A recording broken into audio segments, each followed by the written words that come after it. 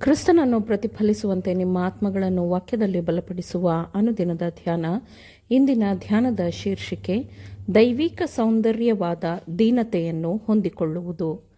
ಈ ದಿನದ ದೇವರ ವಾಕ್ಯ: ಯೆಹೋವನ ನಿಯಮವನ್ನು ಕೈಕೊಂಡ ಲೋಕದ ದೀನರೇ, ನೀವೆಲ್ಲರೂ ಯೆಹೋವನನ್ನು ಆಶ್ರಯಿಸಿರಿ.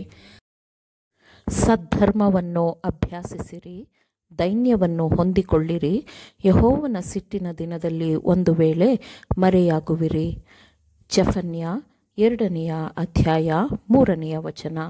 ಕ್ರಿಸ್ತನ ಅಗತ್ಯತೆಯನ್ನು ಅರಿತುಕೊಂಡವರು, ಪಾಪದ ನಿಮಿತ್ತ ದುಃಖಿಸಿ ಕ್ರಿಸ್ತನೊಂದಿಗೆ ಕಷ್ಟವೆಂಬ ಶಾಲೆಯಲ್ಲಿ ಕುಳಿತವರು ದೈವಿಕ ಶಿಕ್ಷಕನಿಂದ ದೀನತೆಯನ್ನು ಕಲಿಯುತ್ತಾರೆ.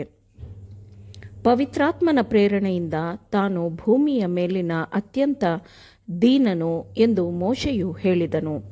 ಅವರ ಕಾಲದ ಜನರು ಅದಕ್ಕೆ ಪ್ರಶಂಸೆಯನ್ನು ವ್ಯಕ್ತಪಡಿಸುತ್ತಿರಲಿಲ್ಲ. ಬದಲಾಗಿ ಅದು ಕರುಣೆ ಅಥವಾ ತಿರಸ್ಕಾರವನ್ನು ಹುಟ್ಟುಹಾಕುತ್ತಿತ್ತು. ಆದರೆ ಯೇಸು ತನ್ನ ರಾಜ್ಯಕ್ಕೆ ಬೇಕಾಗಿರುವ ಮೊದಲನೆಯ ಅರ್ಹತೆ ದೀನತೆ ಎಂದು ಅದನ್ನು ಮೊದಲ ಸ್ಥಾನದಲ್ಲಿ ಇರಿಸಿದ್ದಾನೆ ಮತ್ತು ಕ್ರಿಸ್ತನ ಜೀವನ ಮತ್ತು ಆತನ ಗುಣಸ್ವಭಾವದ ಮೂಲಕ ಆ ಅಮೂಲ್ಯವಾದ ಕೃಪೆಯ ಸೌಂದರ್ಯವು ಪ್ರಕಟವಾಗಿದೆ. ಜೀವನದ ಎಲ್ಲ ದೀನವಾದ ಅನುಭವಗಳ ಮೂಲಕ ಕ್ರಿಸ್ತನು ನಡೆಯಲು ಒಪ್ಪಿದನು. ಮನುಷ್ಯ ಮಕ್ಕಳ ನಡುವೆ ರಾಜನಾಗಿ ಜನರಿಂದ ಗೌರವವನ್ನು ಪಡೆಯಲು ಅಲ್ಲ, ಆದರೆ ಇತರರಿಗೆ ಸೇವೆ ಸಲ್ಲಿಸುವ ಧ್ಯೇಯವನ್ನು ಹೊಂದಿದವನಾಗಿ ನಡೆದನು. ಅವನ ನಡವಳಿಕೆಯಲ್ಲಿ ಧರ್ಮಾಂಧತೆಯ ಯಾವುದೇ ಕಲೆಯೂ ಇರಲಿಲ್ಲ ಅಥವಾ ತಣ್ಣಗಿನ ಜೀವನ ಶೈಲಿ ಅವನದ್ದಾಗಿರಲಿಲ್ಲ. ಲೋಕದ ವಿಮೋಚಕನು ದೇವದೂತರಿಗಿಂತ ಸ್ವಲ್ಪ ಹೆಚ್ಚಿನವನಾಗಿದ್ದನು, ಆದರೂ ಅವನು ತನ್ನ ದೈವಿಕ ಮಹಿಮೆಯೊಂದಿಗೆ ಐಕ್ಯನಾಗಿದ್ದನು. ಅದು ಎಲ್ಲವನ್ನೂ ತನ್ನ ಕಡೆಗೆ ಆಕರ್ಷಿಸಿತ್ತು. ಯೇಸು ತನ್ನನ್ನು ಬರಿದು ಮಾಡಿಕೊಂಡನು ಮತ್ತು ಅವನು ಮಾಡಿದ ಎಲ್ಲದರಲ್ಲೂ ಯಾವುದೇ ಸ್ವಾರ್ಥವೂ ಕಾಣಿಸಲಿಲ್ಲ. ಆತನು ಎಲ್ಲ ವಿಷಯಗಳನ್ನು ತನ್ನ ತಂದೆಯ ಚಿತ್ತಕ್ಕೆ ಒಪ್ಪಿಸಿಕೊಟ್ಟನು. ಈ ಭೂಮಿಯ ಮೇಲೆ ಅವನ ಕೆಲಸದ ಉದ್ದೇಶವು ನೆರವೇರಿದ ಮೇಲೆ, ಮಾಡಬೇಕೆಂದು ನೀನು ನನಗೆ ಕೊಟ್ಟ ಕೆಲಸವನ್ನು ನಾನು ನೆರವೇರಿಸಿ ನಿನ್ನನ್ನು ಭೂಲೋಕದಲ್ಲಿ ಮಹಿಮೆಪಡಿಸಿದೆನು ಎಂದು ಕ್ರಿಸ್ತನು ಹೇಳಿದ್ದಾನೆ. ಸ್ವಾರ್ಥ ಪ್ರೀತಿಯು ನಮ್ಮ ಸಮಾಧಾನವನ್ನು ನಾಶ ಮಾಡುತ್ತದೆ.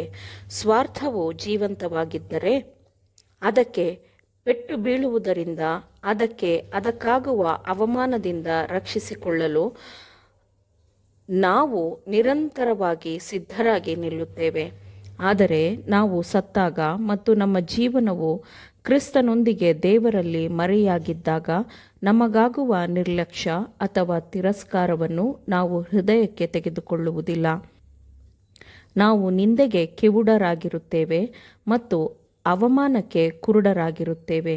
ಪ್ರೀತಿ ಬಹು ತಾಳ್ಮೆಯುಳ್ಳದು, ಪ್ರೀತಿ ದಯೆ ತೋರಿಸುವುದು ಎಂದು ವಾಕ್ಯವು ಹೇಳುತ್ತದೆ.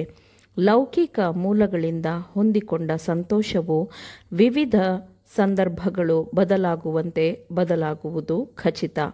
ಆದರೆ ಕ್ರಿಸ್ತನ ಶಾಂತಿ ಸಮಾಧಾನವು ನಿರಂತರವಾದದ್ದು ಮತ್ತು ಶಾಶ್ವತವಾಗಿ ನೆಲೆಸುವ ಸಮಾಧಾನವೂ ಆಗಿರುತ್ತದೆ. ಜೀವನದಲ್ಲಿ ಅದು ಯಾವುದೇ ಸಂದರ್ಭಗಳ ಮೇಲೆ ಅವಲಂಬಿತವಾಗಿರುವುದಿಲ್ಲ.